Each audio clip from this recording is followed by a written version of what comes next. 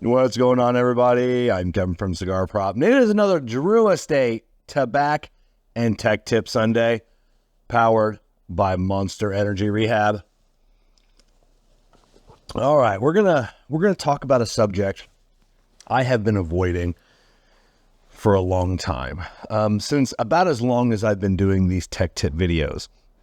But few people, I don't know, maybe a couple people so we'll average it, one person a month reaches out to me. With a particular, several times a month, people reach out to me via email, text message, Instagram, YouTube. Hey, can I get your info? But and they're having issues with their car, and they don't want me to diag their car, but usually it's getting a quote from someplace. Hey, this seems high to me. Can you take a look at this? And sometimes I'll be like, hey, yeah, it is high, whatever. Maybe have them take this off because that's not necessary, or why are they recommending that? Can you get me more information? So I do a lot of that for people. And lately it's been brakes. And people, they're recommending rotors. Do I really need brake rotors? Can they be machined? They'll send me over the inspection, if they got there, and they'll have all the numbers on there. And I'm like, yes, those rotors have enough material on them to be machined. So all rotors, all these brake rotors, that big disc thing up front, they come a certain width from whatever. That's manufacturer guide. Even if they're aftermarket, they have to, because of the way they fit and everything else. So you got your width. And then you've got your machine to, and then your discard. So after they get certain thinness, they can no longer be machined. They're still safe until they get to the discard. And that could vary, between manufacturers. Those two numbers could be little 15,000s to 30,000s to 45,000s, which those numbers don't mean a lot to you, but just there's a machine to, then there's a discard. People ask, do I need the rotors to be machined, or should I get them replaced, or do I need to have the rotors machined at all, or even replaced? Can I just put brake pads on there? We'll start off, can I put brake pads on there? Yes, you can. You can just put brake pads on a car. We call it a pad slap.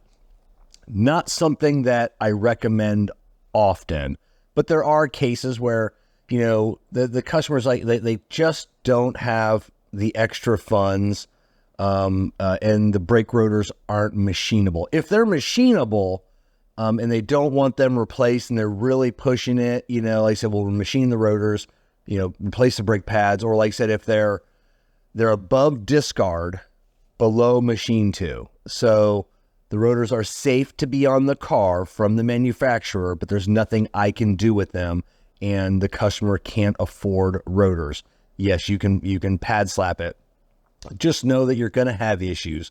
You're going to have a little bit of noise. Your braking isn't going to be as efficient, because there is, in the brake pads, there is a number of microns thick of a product that needs to be transferred from the brake pad to the brake disc to help them seat into position, so they don't chatter, so they don't make noise. So with a brake disc that you're reusing, it's usually perfectly smooth. Sometimes you can see yourself in it. It's that shiny, that glazed. That process isn't going to happen, and then you're gonna get noise. Just know that if you're doing that, do not hold the business or the technician responsible for any noise, any issues, because you're going to have some kind of issues. And I say, you're not going to stop as efficiently. You're not going to notice it. It might be a 1% different in stopping power. So you're gonna be safe. Do you machine brake rotors, or do you replace them? Replace them. If you have a good shop that has a good brake lathe and a good technician that knows how to use a brake lathe, machine every time. I have a good shop. I'm a technician, a good technician that knows how a brake lathe works and is excellent at machining rotors. Unfortunately, I don't have a good brake lathe. I have a 25-year-old brake lathe at my shop, and it's finicky. I don't recommend turning rotors when people come in. I can do it. It just takes so much longer, and I'm not making as much money because a job's taking me longer to do. And on top of that, I'm machining rotors that are old. And the quality of factory rotors now just aren't what they used to be. I'm just running into more and more problems with these factory rotors of just having, can't get the hard spots out of there. You'll see a rotor and you'll see like a little blue dot every now and then, or sometimes you have multiple of them. Those are hard spots. And they used to be, we could machine those right out. They're not machining. And then I would say, I would probably say 10% of the time we get through the machining process, and then I have to tell the customer, we're going to have to replace these. They're just, the hard spots aren't coming out. I'm having to take more and more material off to get these smooth.